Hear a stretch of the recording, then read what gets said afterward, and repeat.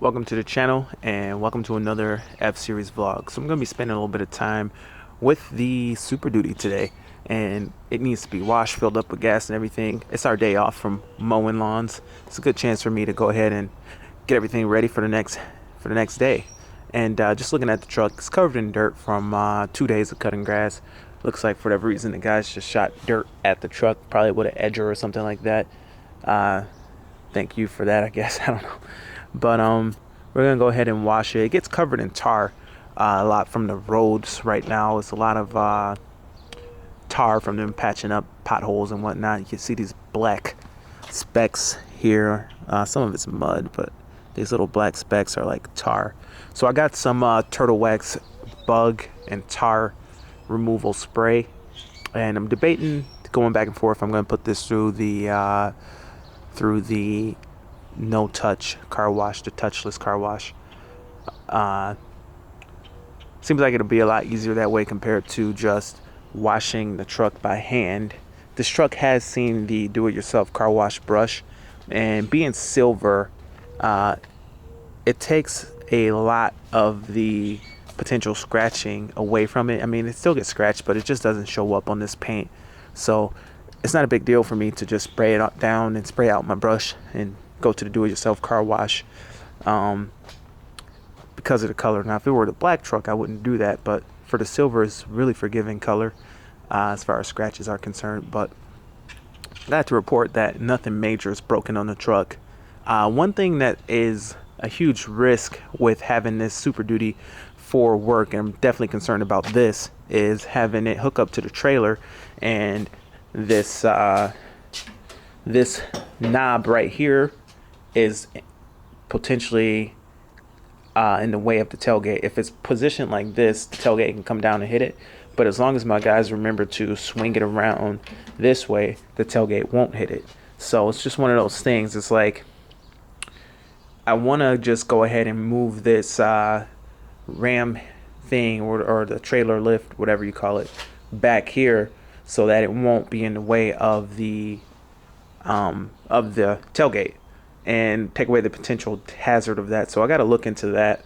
But how are you guys towing? If you any of you guys with Super Duties, I know the F-150 doesn't really have this problem quite as bad, but if you look here, the loops for the safety chains for the trailer are huge. And what I ended up doing right now is just putting these rings on here, but I don't know if it's approved. They're definitely strong enough, but I don't know if it's exactly DOT approved. These definitely are stronger than the actual chains that are on the trailers, thicker steel than the actual chain, but I'm sure some reason it's not allowed. But it seems to be working pretty good. I think it'll be okay. Comment below what you guys think. But I will say, though, weight safe hitch has been pretty good. It still works. It still measures the weight of the trailer and the tongue weight, and it's been pretty good so far. It's been through the entire winter outside. We did snow plowing with it. It's been backed into some snow banks a couple times, and it still works pretty good. But one thing that is not so good is the lock that came with the weight safe kit that goes for the pin here is totally seized up, and it is not letting me take it off. So that's one negative for the weight safe. It's just that lock. This lock still works. It's covered up by rubber, but this one, even though it's covered, it's not coming off. So it might have to get cut off or figure out how to get it from being frozen. So anyway, guys, like I say, spending some time with this truck today, but I have to say that I'm pretty happy with the decision I made. As you guys know, if you've been watching the channel for the last couple weeks, we just purchased a new F-150, the black on black sport right there, black wheels, black paint. We just purchased that for Donna, and I'm pretty happy with the decision. I went back and forth on this decision quite a lot because I didn't know if I wanted to go ahead and get another F-150 for her, or if I wanted to drive the F-250 and then have her get into the 150 and then maybe get a STX for the guys. And I went back and forth on that decision a lot. It was a tough decision, and the reason I was thinking that is because I drove this F-250 all winter, and I have to say I really did enjoy it a lot more than I thought that I would.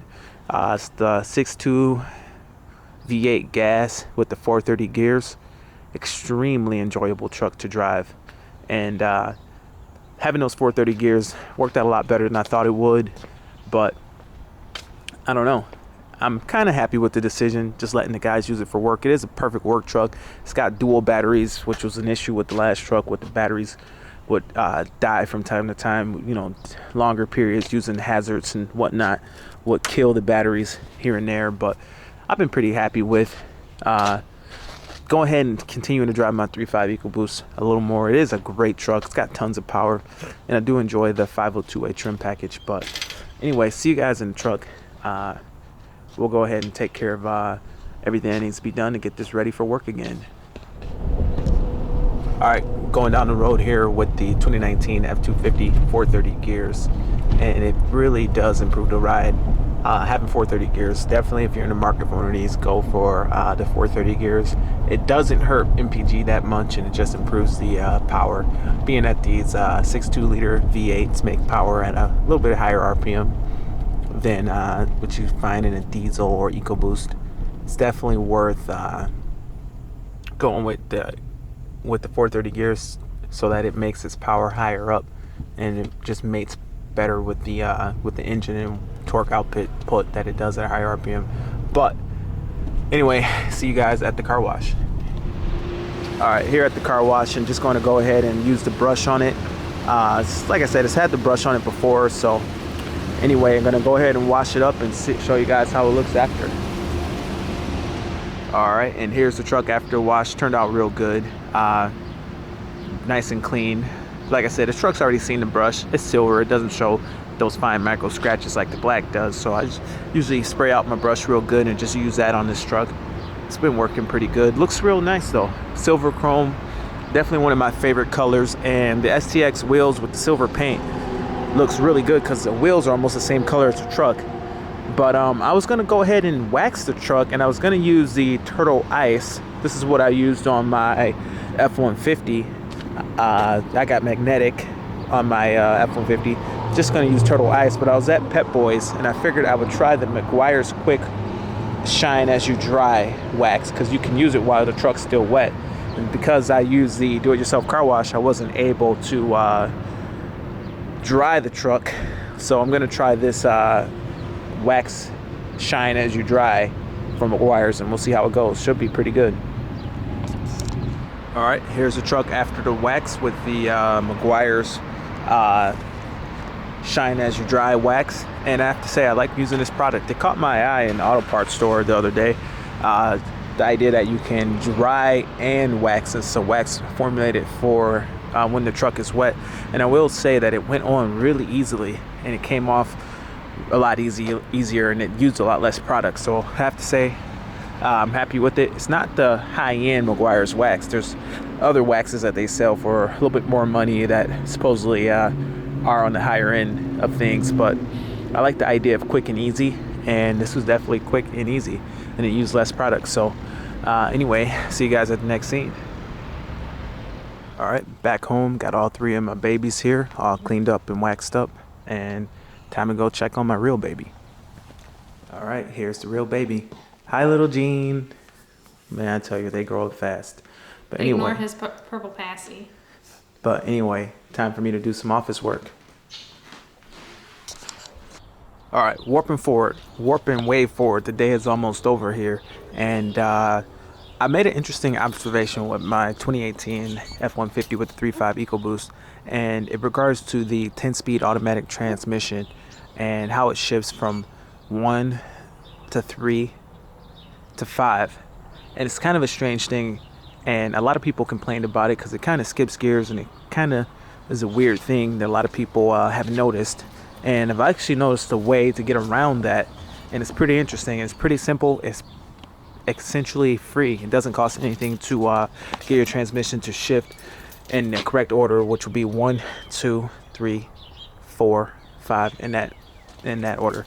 But anyway, let's get inside and go for a drive and see how we get it to shift like a normal transmission.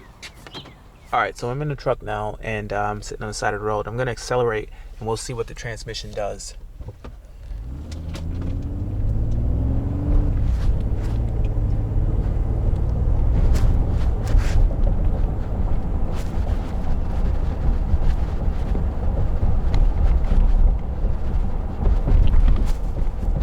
All right, so as you see, the transmission jumps gears quite a bit just under normal driving.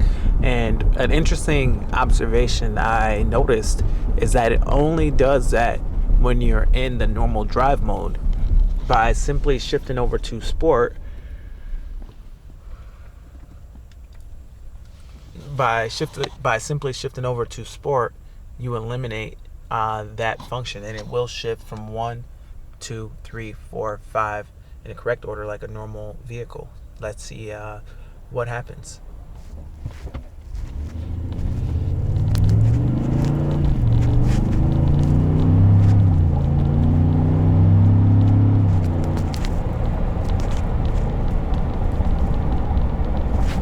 So as you see, by just putting the truck in sport mode, it does shift 1, 2, 3, 4, 5. Now, I don't know if that's every F-150 or if that's every engine. I don't know if it's different for the 5.0 or the 2.7, if you get the same effect. But essentially, just putting the truck in sport mode does cause you to shift sequentially like a normal transmission. So anyway, that is pretty cool. That's gonna be it for the vlog. Thank you for watching, and see you in the next F-150 vlog.